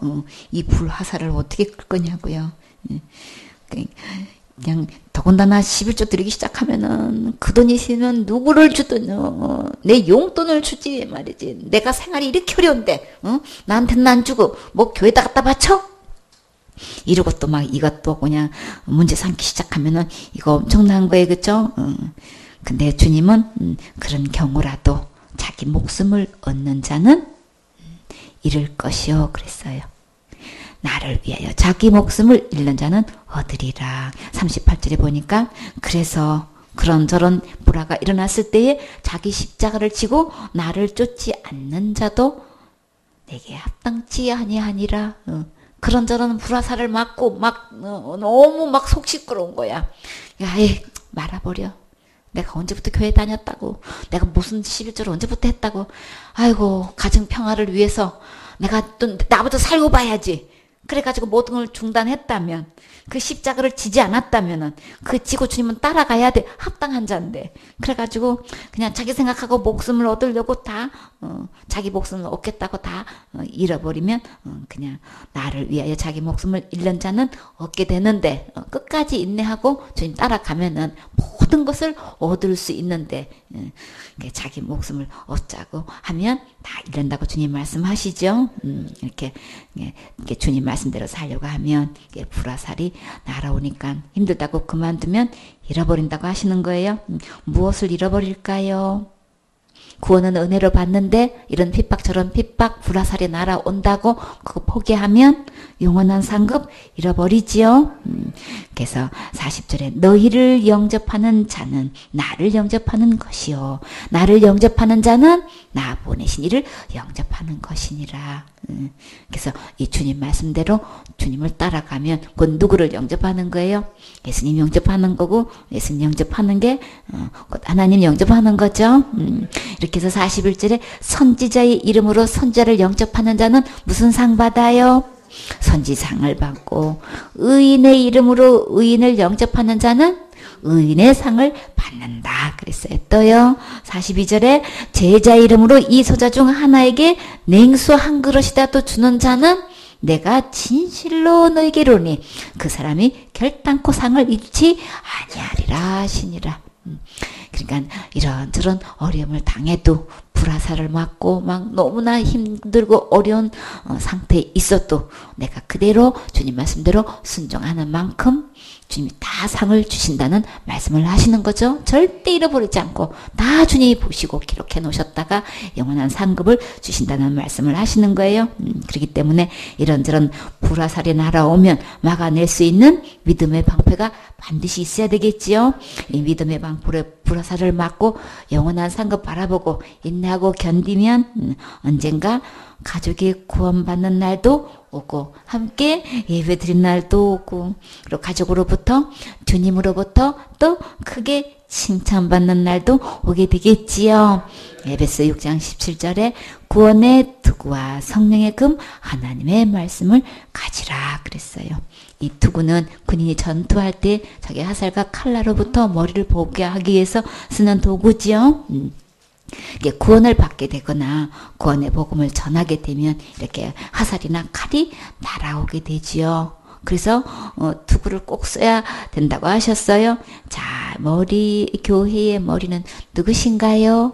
예수님이신 거예요. 그렇죠? 골로새 1장 18절에 그는 몸인 교회의 머리다. 그가 근본이다. 그러셨어요. 곧 누구신 거예요? 죽은 자들 가운데서 먼저 나신 자니 이는 친히 만물의 으뜸이 되려 하심이라. 곧 누구신 거예요? 예수님이신 거죠. 어떻게 만물이 으뜸이 되실 수 있나요? 요한복음 1장 3절에 만물이 그로 말미암아 지은 바 되었으니 지은 것이 하나도 그가 없이 된 것이 없다라고 하셨죠. 그러니까 만물이 어떤 되신 건 맞지요. 우주 만물의 영장이시죠. 우리 주님은 창조주 하나님이시란 말이에요. 그렇기 때문에 우리 주님은 이렇게 이 하나님의 말씀을 가지라고 하셨는데 여기서 구원의 투구를 써야 되고 성령의 금을 가지라고 하셨어요. 여기서 어떤 투구라고 하셨나요? 투구의 이름이 구원의 투구예요. 그렇죠? 그럼 무엇으로부터 구원인가요? 죄로부터 구원인 거예요? 죄로부터 구원은 오직 누가 하시는 거예요? 예수님이 하시는 거죠. 마태복음 1장 21절에 아들을 낳으니 이름을 예수라 하라 그랬어요. 이 예수님은 뭘 하시는 분이에요? 그가 자기 백성을 저희 죄에서 구원하실 수 있는 분은 예수님 뿐이시라는 거예요. 이 구원의 투구를 쓴다고 하면은 그러면 누구를 써야 되는 거예요? 예수님이 계셔야 되는 거예요. 그래서 오나가나 죄로부터의 이 구원은 예수님 뿐인 거예요. 예수님이 다 구원해 모든 죄로부터 다 구원해 놓으신 이 투구 쓰셔야 되는 거죠. 이 예수님은 이 모든 죄에서 구원하시려고 어떻게 하셨나요?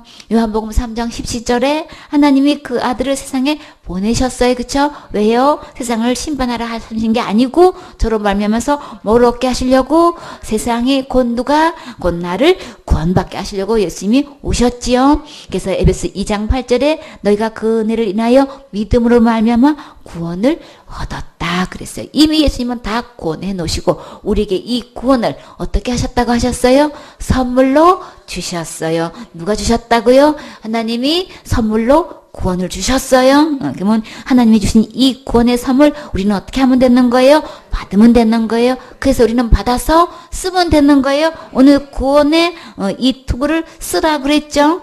구원의 선물 받은 사람은 구원의 투구를 쓴 거예요. 그래서 저가의 싸움에서 먼저 해야 할 것은 죄로부터 구원이 되어 있어야만 그 소속이 결정되는 거예요. 죄로부터 구원이 되어 있는 사람은 누구에게 속한 자일까요? 하나님께 속한 자이죠. 여전히 죄가 그냥 있는 사람은 직분을 망언하고 누구에게 속해 있는 자인 거예요?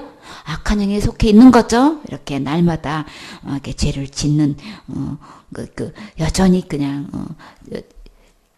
여기서 여전히 죄가 그냥 있는 사람은 직분을 막론하고 악한 영에 속해 있는 건데 날마다 짓는 죄를 날마다 기도로 회개하라 하지 않으면 지옥 간다고 믿고 있는 자는 그러면 아직 어디에 속해 있는 거예요? 악한 영에 속해 있는 거예요? 그렇게 높은 직분을 갖고 있고 갈록을 갖고 있고 그냥 엄청난 예배당을 지었고 그렇게 교인 수가 많고 그거 상관없이 아직도 날마다 짓는 죄를 해결하고 있는 이 사람은 하나님께 속한 자 아니다. 아무리 차세대에 그냥 뽑힌 후계자라 할지라도 아직도 회개하기 위해서 열심히 노력하고 있대. 그럼 아직도 제 문제 해결하지 않고 있고 이미 예수님은 다 구원해 놓으시고 구원의 선물로 주시고 계셨는데도 이 구원의 선물을 지금 받지 않은 거예요. 아직도 하나님께 속한 사람은 아닌 거예요.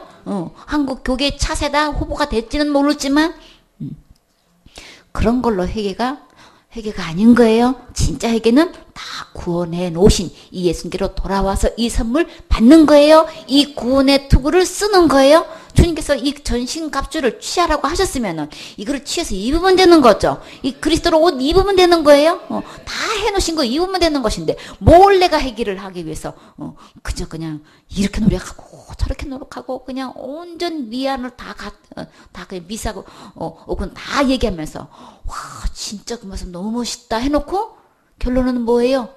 아 지금 쟤는 자기가 해결하고 있어.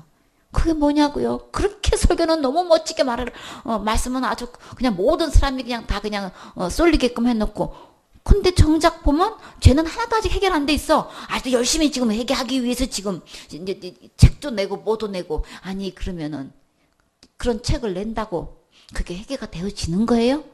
그러니까는 진짜는 모르고 있는 거예요. 그렇게 박식한 지식을 갖고 박사학위를 받고 있고 그렇게 공부를 많이 했는데 진짜 제 해결을 근본도 모르고 지금 자기 제 문제도 아직 해결 못했어. 차세대의 후계자가 되면 뭐 하냐고요. 제 문제도 해결 못해주면 이거 어떻게 되겠냐고요. 그러니까 직분을 망언하고 죄의 해결은 예수님이 이미 다 해결해 놓으신 거예요. 이거를 받아서 누리는 것이지 내 안에 의의 흉배를 가슴과 등에 어떻게 붙이냐고요. 이미 예수님의 의가 나타나서 우리에게 주셨지요. 그 예수님이 의인데 내가 뭘 해게 날마다 해가지고 그 제 문제를 해결하려고 하시냔 말이에요. 그거 안 되는 거예요. 속지 마세요. 더 이상 속임 당하지도 마세요. 사단은 요것만 가려나. 그렇게 성경을 막 수십 번 읽어도 이 구원만 딱 가려놓는다니까. 그래가지고 요것만은 못 깨달으면 돼. 요것만 아주 안 받으면 돼 그냥. 그래가지고 온갖 것 다 저기 알면서도 이거를 모른단 말이에요. 겸손해야 이 은혜가 깨달아지는 거예요. 내가 뭘 할 수 있기 때문에 이 은혜가 이 다 해놓으신 이 선물이 안 보여지는 거예요. 내가 열심히 회개하고 있잖아. 내가 열심히 하고 있잖아. 이 하고 있는 것 때문에 속아가지고 진짜 다 해놓으신 거 이거를 지금 못 보고 못 받고 지금 못 누리고 있고 그 많은 위치에서 그렇게 많은 영향을 미칠 수 있는 위치에서 이 복음을 안 전하니까 다른 복음을 전하고 있으니까 그 많은 무리가 그렇게 잘못된 영향을 받고 다 지옥 가고 있잖아요. 그렇기 때문에 우리 주님으로부터 다 이뤄놓으신 이 구원의 선물을 받으셔야 되겠지요. 구원의 특불을 쓰셔야 되겠죠. 지금이나 그때나 우리 주님은 뭐라고 하셨어요? 그런 서기관과 바리새인은 외식하는 서기관과 바리새인은 화 있다고 하셨어요. 마태복음 24장 23절에 그냥 그렇게 지식은 성경 지식은 많이 알고 있고 가르치고 있는 이 서기관이들 그렇게 율법을 철저히 가르친다고 그냥 자부하고 있는 이 바리새인들 그들은 철저히 뭘 해요? 막 11조와 그냥 막 박하와 해안가 근처 12조는 철저히 해. 그래 하루에 막 일주일에 2번씩이나 금식까지 하고. 근데 진짜 이 율법에서 가장 중요한 거 뭐라고 그랬나요? 어떻게 뭐 이렇게 되는 거야? 어떤 믿음이라야만 천국 갈 수 있는 거야? 이 이렇게 되는 것, 이 믿음에 대해서 다루지를 않는다는 거예요. 그건 아예 버렸다 그랬어요. 진짜 교인이 오면 이 문제를 다뤄줘야 되는데 11조 강조하는 거는 어디든지 다 하는데 진짜 의에 대해서 믿음에 대해서는 지금 다뤄주지 않다는 거예요. 아예 버렸다 그러시는 거예요. 주님께서 우리를 불쌍히 여기셔서 이 모든 죄를 다 해결해 놓으신 이는 다 버리시고 다 버리고 그냥 이렇게 11조는 철저히 가르치고 있다는 거예요. 그러나 우리 주님은 이것도 행하고 저것도 버리지 말아야 할지니라. 11조 절에는 주님께서 축복해 주신 약속이 있지요. 그대로 지켜 행하면 주님이 신실하게 그 약속 지켜주셔요. 항충을 금한다고 하셨고 그냥 싸울 곳이 없도록 복을 주신다고 약속하셨어요. 그대로 이루어져요. 그 축복 받고 싶으세요? 그럼 말씀대로 11조 온전히 드리면 돼요. 엉뚱한데 이게 지출 나가지 않아요. 주님께서 다 막아주시고 다 관리해주시고 다 이끌어주셔요. 그렇기 때문에 말씀대로 안 해가지고 그런단 말이에요. 그러니까 이것도 행하고 저것도 행해야 된다고 말씀하시는 거예요. 12주 다 철저히 행했다고 천국 간다고 절대 착각하지 마세요. 이 교인은 예배 절대 안 빠지고 12주 철저히 하는 분이고 충성봉사 헌신하는 사람이니까 천국 당연히 가는 거지. 절대 당연히 못 가요. 그렇기 때문에 이것도 행하고 저것도 행해야 되는 거예요. 진짜 의가 뭔지, 믿음이 뭔지, 주님께서 우리에게 베푸신 긍휼이 뭔지 이거 분명히 깨달아야 되는 거예요. 그래서 우리 주님이 다 해놓으신 거예요. 다 해놓으신 거 그대로 받아들이면 우리는 구원받게 되는 거고, 내가 온전히 12주 드리는 것만큼 주님께서 약속해 주신 것 축복 받는 거예요. 요거 구분돼야 되는 거예요. 그러니까 다 해야 되는 거예요. 그래서 외식하는 서기관 바리새인들은 문제가 뭐 때문에 외식한 거냐, 왜 외식하다고 했냐, 이 세상에서 11장은 축복받습니다 이 얘기만 하더라는 얘기인 거지. 그게 잘못된 게 아니고 뭐를 버렸기 때문에 진짜 해야 할 의와 인과 신은 버렸기 때문에 이게 외식하는 서기관과 바리새인 거예요. 그냥 걸쳐 절반만 하고 있다는 얘기인 거예요. 진짜 해야 할 일 안 해가고 있다는 거예요.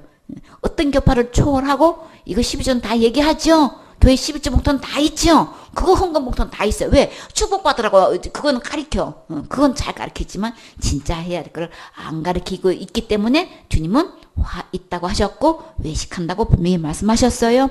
그리고요 15절에 보면 화 있을 때 이제 외식하는 서기관과 바리새인들은 어떻게 한대요? 문제는 교인 하나를 얻기 위해서 이렇게 바다와 육지를 두루 다니다가 겨우 생기면 어떻게 되는 거예요?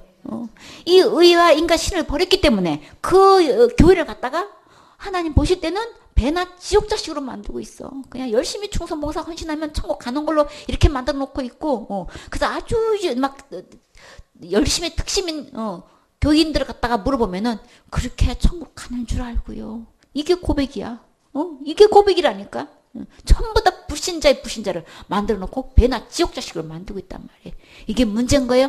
충성봉사 헌신이 문제가 아니고 이미 다 해놓으신 군을 받아서 누려서 너무 감사해서 기뻐가지고 충성봉사 헌신한 거는 전부 다 영원한 상급인 거예요. 그거는 지극한 상급인 거예요. 주님이 다 일일이 다 제자의 상, 의인의 상, 다 선지자의 상 다 주신다고 하셨죠. 그 시민들이 주님은 다 일일이 다 기록해놓고 다 상 주신단 말이에요. 상 주시는데 문제는 그렇게 해가지고 천국 가려고 하는 거기 때문에 문제가 되는 거예요. 천국 가는 건 예수님밖에 없는데, 예수님이 다 해놓으시고 예수님 없이는 천국 못 가는 건데, 내가 뭘 충성봉사 헌신해가지고 천국 가려고 하는 거기 때문에 이게 불신인 거예요.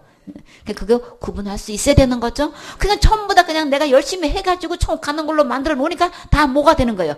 배나 지옥 자식을 만들고 있더라는 거지. 천국 자식을 만들어야 되는데, 하나님 자식을 만들어야 되는데 다 이게 배나 지옥 자식을 만들고 있는 거예요. 예수님을 소개해주면, 예수님의 의와 믿음에 대해서 소개해주면, 예수님 불쌍히 여기서 우리가 이렇게 해주셨습니다. 그거를 복음을 전하게 되면은 다 누구 자식 되는 거예요? 하나님 자식 되는 거죠.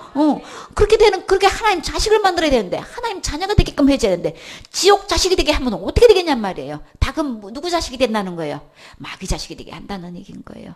그래서 주님은 외식한다고 하셨고 분명히 화 있다고 하셨어요. 근데 그런 사람이 얼마나 된대요? 그렇게 배나 지옥 자식이나 만들고 있고 이렇게 그냥 진짜 가야 할 천국은 제대로 가르치지 않는 사람이 얼마나 된다고 하셨어요? 너무나 많다고 그랬어요. 너무나 많다고 그랬어요.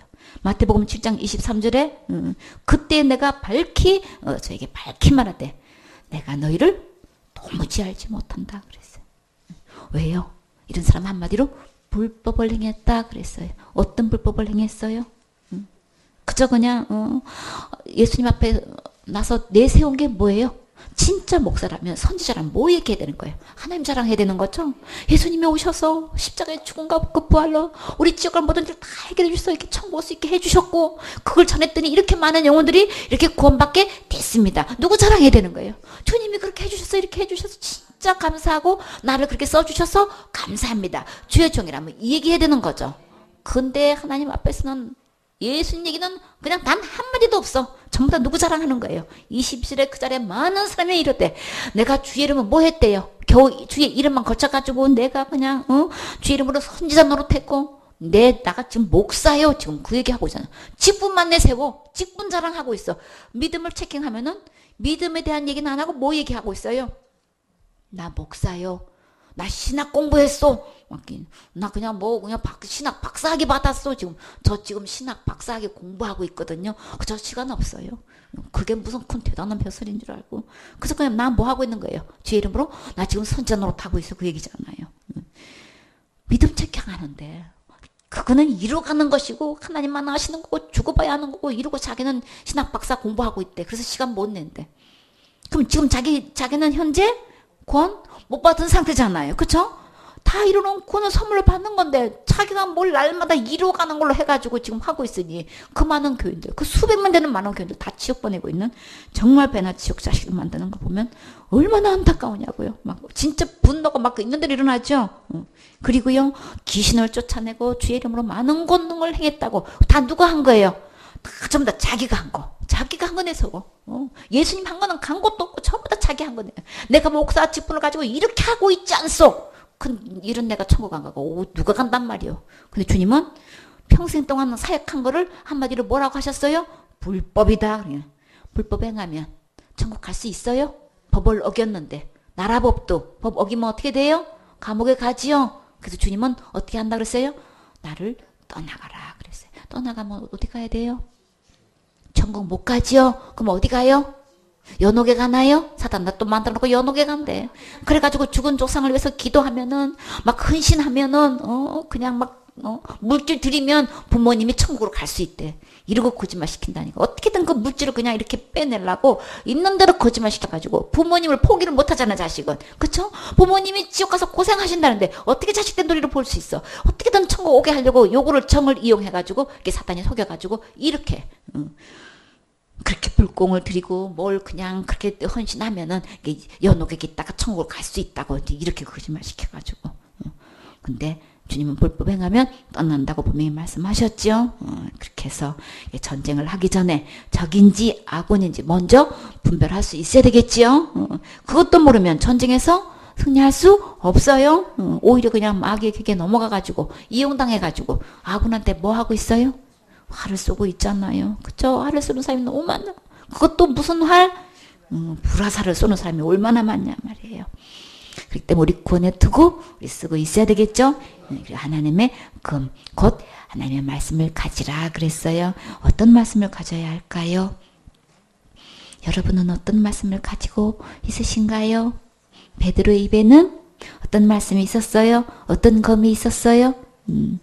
사도행전 11장 13절에 그가 우리에게 말하기를 천사가 내 집에 서서 말하되 내가 사람을 요바에 보내어 베드로를 하는 사람을 시몬을 초청해라 그랬어요. 왜요? 누구한테 지금 천사가 나타난 거예요?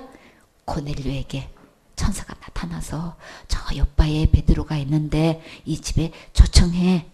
그러면서 베드로를 어떻게 소개했어요? 14절에 그가 너와 내 온 집에 구원 얻을 말씀을 내게 이르리라. 베드로 입에는 어떤 검이 있었어요? 나와 내 온 집이 구원 얻을 수 있는 말씀이 있대요.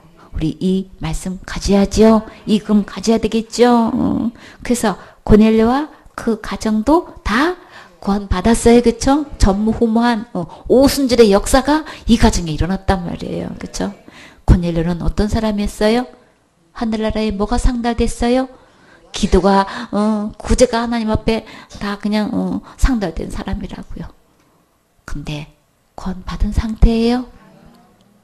구제하는 건 나쁘지 않아요. 그쵸? 기도하는 거 절대 나쁘지 않아요. 기도하면 주님 응답해 주신다고 하셨죠. 구제하면 주님이 다 보상해 주신다고 하셨어요. 그런데요, 아무리 기도해도 아무리 구제해도 뭐는 받을 수 없어요? 구원은 받을 수 없는 거예요. 어떻게 고넬료가 구원을 못 받아? 하나님을 경외한 자라고 했는데 어떻게 구원을 못 받냐고요. 구원 못 받았어요. 못 받았기 때문에 그 복음 전할 수 있는, 그 구원의 복음을 전할 수 있는 가장 수제자 베드로를 보내주었어요. 그 베드로를 초청하라는 거예요. 그 고넬료 마음에는 이 구원의 복음을 전하면 받을 수 있는 어떤 그릇인 거예요? 겸손한 그릇인 거예요. 자기가 이렇게 기도했고 이렇게 구제를 많이 해가지고 마음이 높은 사람이 아닌 거예요. 복음을 충분히 받을 수 있는, 진짜 무릎 꿇는 심정으로 받을 수 있는 겸손한 자기 때문에 주님은 그에게 정말 가장 합당한 베드로를 보내가지고 이렇게 복음을 듣게 해주셨단 말이에요. 그렇기 때문에 우리는 겸손해야 되겠죠. 주님은 성령의 금을 가지라고 하셨어요. 하나님의 말씀, 어떤 말씀을 가져요? 너무나 많은 사람들이 어떤 말씀만 갖고 있어요? 이 세상에 이렇게 하면 축복 받는다더라, 자식이 잘 된다더라, 사업이 잘 된다더라, 이런 말씀을 아주 꿰고 있어.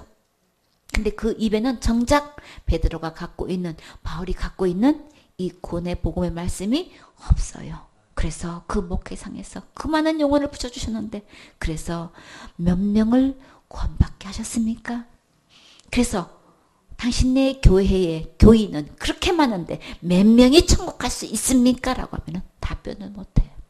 답변을 못해. 왜 그런 거예요? 목회 사역의 초점이 어디가 있는 거예요? 이 세상에 잘 살고 잘 먹고 이 축복받는 여기에만 있기 때문에 그건 하나의 관심이 없어. 그러니까는 의와 인가시는 버린 거 맞지요? 매나 지옥 자식 만들게 하고 있는 거 맞지요? 이 땅에서 잘 살면 돼. 우리 자식이 이 땅에서 잘 되고 그냥 축복받으면 되는 거야. 그냥 그게 다야. 그냥 그게 그냥 예수님이 잘 믿어가지고 이렇게 축복받았잖아. 이게 예화예. 이게 예화의 주인공으로 다 끝나. 주님은 구절구절 노아 방주에 몇 명이 구원받았어요? 8명이 구원받았다. 겨우라도 노아 가족은 다 구원받은 걸로, 전부 다 구원받은 걸로 결론 내지요. 고넬료 가정에도 이렇게 해서 복음 전수 구원받았고, 간수가 그냥 빌립보 감옥에 간수가 이 바울의 복음을 듣고 다 구원받고 침례받았다. 그냥 전부 다 지금 그렇게 얘기하고 있죠. 전부 다 구원받은 걸로 이렇게 다 끝을 맺고 있는데, 이 성경 말씀은 덮어놓고 있고 그냥 구원은 이루가는 거야 이렇게 해가지고 전부 다 그냥 축복받는 쪽으로만 하고 있으니, 교인들이 아무리 그 말씀을 들어도 문제는 뭐예요? 이게 안 채워지는 거야. 이 영혼은 예수님이 계셔야만 되는 건데, 모든 일을 다 해결해 주신 이 예수님이 내 안에 계셔야만, 구절구절 투구든 가보시든 모든 것이 다 뭐예요? 허리띠든 뭐 그냥 다 예수님이신데, 예수님이 안 채워지니까 그렇게 열심히 다녀도 뭐가 안 채워져, 뭐가 허전해. 이게 고민인 거예요. 그렇게 열심으로 특심인 사람들이 교회 다녀도 이게 해결이 안 돼서 문제인 거예요. 그래서 기도원이든 뭐 산이든 들로든 찾아다니고, 유명하다는 목사님 세미나 여기 다니고 저기 다니고 다 다녀봐도 지금 분위기가 어때요? 다 거기서 거기야. 다 그냥 그래. 안 채워져. 그때는 특별한 말씀으로 굉장히 은혜가 되는 것 같고 충만해서 내려오는데 며칠도 못 가. 뭐가 또 허전해. 왜 그런 거예요? 그저 그냥 잘 됐다는 얘기 들어보니까 나도 그렇게 하면 되겠구나 하고 으쌰으쌰 하고 내려왔는데, 그 내 힘으로 돼야 말이지. 또 안 되는 거예요. 그쵸? 이런 문제점이 계속 부딪히고 있으니까, 그래서 이제는 기도원도 안 가요. 그쵸? 세미나도 별로 안 가. 또 뭐가 잘 된다더라 하는 데는 조금 몰려다녔다가 또 거기도 허지부지 계속 유행 따라 다니는 거예요. 그렇기 때문에 우리는 진짜 이 예수 그리스도로 우리 이 영혼이 구원받아줘야 되겠죠. 마귀의 계계로 능히 대적하고 구원의 복음의 말씀을 전해서 생명책의 이름이 기록되게 해야 되겠지요. 구원받은 사람이 반드시 구원의 확신에 대한 말씀을 암송해서 마음에 새겨야 돼요. 그렇죠? 의심이 생기거나 또 흔들릴 때나 공격이 들어오거나 내 생각과 다른 복음과 또 다른 교리와 이렇게 학설과 신학과 철학과 다른 이론이 부딪혔을 때에 진리의 복음의 말씀이 마음에 딱 있으면, 견고하게 확신 가운데 딱 있으면 그 말씀이 바른 길로 인도하지요. 또 이 말씀을 이렇게 딱 떠올려 주셔서 주님께서 깨닫게 해주시고 가르쳐 주시지요. 그래서 이 진리의 구원의 복음의 말씀이 확신 가운데서 내 마음에 이렇게 심겨지면 주님이 바른 길로 정로로 인도해 주셔요. 오늘 이 본문의 레위기 11장 12절에 수중 생물에 지느러미와 비늘 없는 것은 너에게 가증하다라고 하셨는데, 율법으로 하면 이런 것 하나라도 먹고 만지면 가증하기 때문에 지옥 가게 되지요. 그래서 우리는 율법을 지켜서 천국 갈 영혼은 이 세상에 단 한 명도 없어요. 그래서 예수님이 구원을 선물로 주셨어요. 천국을 선물로 주셨어요. 제사함도 선물로 주셨어요. 영생도 선물로 주셨어요. 누구나 지금 받으면 천국 갈 수 있어요. 그래서 우리는 이렇게 먹을 것과 먹지 않을 것, 주님은 물고기를 놓고 주님은 구분하셨어요. 그러면 이 지느러미 있고 이렇게 비늘이 있는 것은 주님이 먹으라고 하셨어요. 주님께서 이렇게 물고기로 비유하셨고, 지난주에는 동물을 통해서 먹을 것과 먹지 말아야 될 것 구분하셨죠. 이렇게 굽이 갈라져 있는 것과 대김질하는 거는 먹되 그렇지 않은 거는 가장하니까 먹지 말라고 말씀하셨고, 오늘은 수중 생물에 대해서 지금 말씀하셨어요. 모든 이 성경에 보면은 먹을 것과 먹지 말아야 할 것을 주님은 구분하고 계시죠. 그것은 곧 무엇을 이야기할까요? 어떤 교훈을 두고 주님은 이거를 말씀하시는 거예요? 먹는 걸 놓고 요한복음 6장 27절에 보면 썩는 양식을 위해서 일하지 말라고 하셨어요. 어떤 양식을 위해서 일할까요? 영생하도록 있는 양식을 위해서 하라고 하셨죠. 이 양식은 인자가 너에게 주리니. 다 누가 주시는 거예요? 예수님이 주시는 거죠. 인자는 아버지 하나님의 인친자니라. 이렇게 썩지 않는 진짜 먹을 만한 것, 다 지느러미 있고 비늘이 있는 것은 다 누가 주시는 거예요? 영생하도록 하시는 양식을 주시는 예수님이신 거죠. 그래서 요한복음 6장 35절에 예수께서 가사대 내가 곧 생명의 떡이니 내게 오는 자는 결코 줄이지 아니할 터이요 나를 믿는 자는 영원히 목마르지도 않는다고 하셨지요. 예수님께 모든 해결이 있어요. 예수님께 모든 답이 있어요. 모든 성경은 예수님을 증거하신다고 하셨어요. 주님께서 정한 것과 가정한 것을 말씀하시면서, 그래서 정한 거야. 그럼 누가 안에 소속되어 있을 때에 그리스도로 이렇게 갑주를 입으면, 지느러미와 비늘을 입고 있으면 우리는 정결한 자가 될 수 있는 거죠. 우리가 또 누가복음 3장 17절에 보면은 타작마당을 놓고 퀴즈를 할 때에 주님은 또 어떻게 구분하셨나요? 알곡과 쭉정이를 주님은 구분하셨지요. 자, 껍데기 모양은 똑같아. 문제는 그거라고요. 물고기 모양은 똑같아. 문제는요, 물속에서 똑같이 살아. 근데 비늘과 지느러미를 구분하는 거예요. 열매가 있어. 열매가 있는데 껍데기냐 알곡이냐, 주님은 이거 구분하고 계신단 말이에요. 그쵸? 마태복음에서는 열매로 또 얘기하셨죠. 나무가 있어. 근데 어떤 나무, 좋은 나무가 있고 못된 나무가 있는 거예요. 근데 좋은 열매를 맺을 때 좋은 나무라고 하셨죠. 나무에 열매를 놓고 또 똑같은 열매가 있는데 좋은 열매가 있고 나쁜 열매가 있고 똑같단 말이에요. 똑같기 때문에 이 분별이 필요한 거예요. 겉으로 보기에는 그래요. 그러나 말씀 속에서 주님이 정확하게 구분을 지어주셨죠. 못된 나무는 찍어서 불에 던져 넣는다고 그랬어요. 왜 쭉정이는 어떻게 한다고 그랬어요? 불에 집어넣는다고 그랬더니 어떤 불이라고 그랬어요? 지옥불에 던지지 넣는다고 그랬죠. 꺼지지 않는 불에 집어넣는다고 하셨죠. 물고기 형태는 똑같다고요. 똑같이 예수 믿는다고 하고 똑같이 교회 다니고 똑같이 시집 자고 똑같이 성경 보고 있고 필독하고 있고 다 지금 나름대로 나름 다 필수로 하고 있는데, 근데 문제는 뭐예요? 그 중에서 정한 것과 가정한 것을 구분하셨듯이 정말 의인이냐 아니냐, 정말 거룩하냐 아니냐, 이거 구분 정확하게 우리는 할 수 있어야 된단 말이에요. 어떤 직분을 놓고 이거 구분할 수 있어야 되는 거예요. 그래야만 마귀의 계기에서 속아 넘어가지 않죠. 이렇게 해서 주님은 여러 모양을 통해 가지고 우리에게 비유로 말씀해 주셨단 말이에요. 그러니까 우리는 그런 자연을 놓고 우리가 비유를 배우듯이 거기서 교훈을 배워서 우리는 진짜 구분해야 될 거, 영혼을 구분할 수 있어야 되는 거예요. 살짝 얘기돼야 되는 거예요. 그래서 물고기의 형태를 가지고 이렇게 있다고 정한 것이 아니라 그 기준이 지느러미와 비늘이 있을 때만 정한 거지요. 진례복음의 말씀으로 중심의 균형을 잡고 하나님의 전신갑주를 입고 무장해서 언제 어느 때나 구원의 복음을 전할 수 있는 준비된 사역자가 되셔야 되겠지요. 아멘.